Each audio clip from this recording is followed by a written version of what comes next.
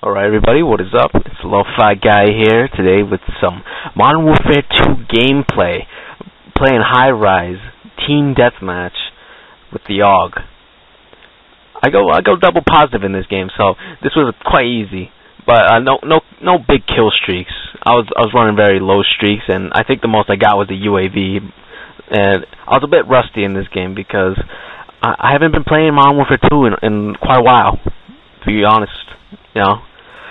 But anyways, today I'm not here to talk about the gameplay or Modern Warfare 2 in general on how much it sucks, even though I'd love to, but not today.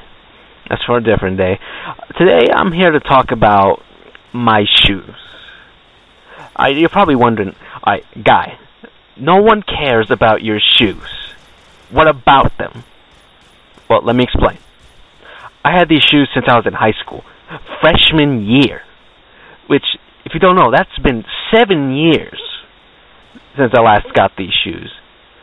And when you wear a favorite pair, you always wear them like at least a couple times a week, and multiple times when you're in school, out of school.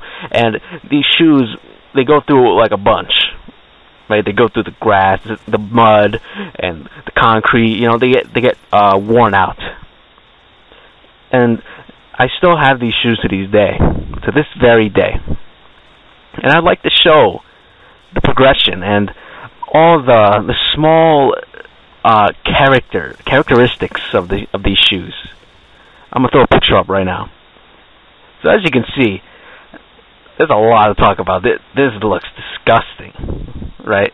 I still wear these shoes sometimes, not out in public anymore because they've gone worn as much as they can. But anyways, let's talk about the holes, okay? More specifically on the right side of the shoe. As you can see, there's a big gap to where the pinky toe would be, and also right at the tip. That actually came from skateboarding.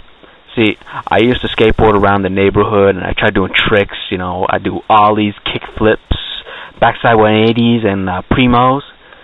But when you go practicing skateboard tricks and you push your feet against the grip tape of the skateboard so much, and if you don't know the grip tape's basically, think of it as like sandpaper, basically against your shoes, and it's for you to stay on the board without slipping off. So all these constant moves where you have to put your foot against the skateboard all the time, and you're twisting, turning them, you know, maybe you're on the right side, you go to the left side, you know, it wears the shoes very much. And they're made out of canvas. These are canvas shoes, slip-ons. And so these things were, I'm surprised that they even lasted this long. I'm not surprised there's a bigger gap.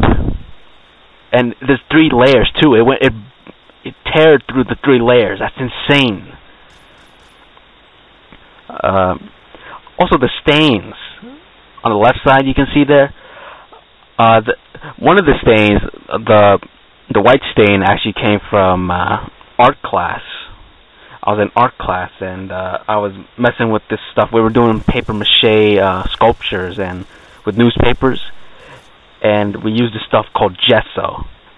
I don't know what it is, but it's like glue for the paper mache, and you mix it with water. Well, one day I was opening it up and it just spilled all over the table, and I was like, uh-oh. Until then it started dripping through the table, and then it started dripping onto my shoe. And I wasn't able to get that stain off, ever. I mean, no amount of like Windex or bleach, not like you would try bleach, would take this off. The other stain, the more orangey looking stain, actually came from some metal primer paint when I was trying to fix the furnace with my dad. I was just being not cautious, so it just started dripping on my shoes again, and well, there's just another stain for you to admire.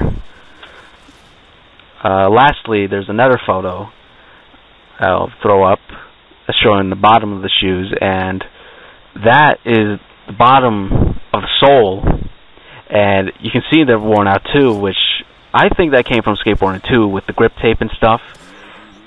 And as you can see, the texture of the bottom of the shoes have really worn. So when I try wearing these outside, and it's like a really clear surface, like a basketball court or something, or just like a hallway, you start like slipping around like you're wearing socks, basically. And to fix this problem, I wrapped athlete's tape over it. I mean, it made it look really aged, but I mean, that's how I like my shoes. I like to show they have character. They've been through a lot. They went through 2 world wars. They're still wearable. So I still like these shoes. But in this photo, you can see that it punctured way to the sole, and I could actually feel my feet through the shoe to the ground. And I was like, okay, maybe it's time I get some new shoes. Well, they weren't the same, though. But even still, after all this time, I still wear these occasionally. Because, to me, I believe these shoes are still wearable. You see, you're probably wondering, like, why don't you get a new pair of shoes? Well, they're still wearable. They're still in one piece. They're not, like, ripped up that much. I can still wear them and consider them shoes. They're still shoes. Also, I have wide feet. I mentioned this before, but since I have wide feet, I don't have a lot of shoes that fit me as often. Like some shoes specialize it in wide feet, like Skechers, but I don't really like Skechers, so I don't wear those. These shoes just fit fine. There's like a little elastic bands at the sides of the shoe, which help. And also, one more thing, no laces. Right. Awesome. Shoes don't need laces. I don't want to waste my time tying my shoes and untying them. Or, in some cases, people just tie them and just leave them tied and then wear them till the next day. Which, it seems like there's no point because, like, why not just wear these? Slip-ons. They're slip-on shoes. Those are my favorite.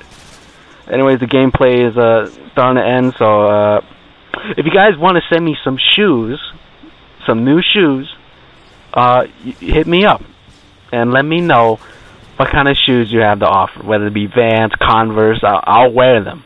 But anyways, that's the gameplay. I went 16-8. This is Lo-Fi Robot Guy, and I'll see you guys next time.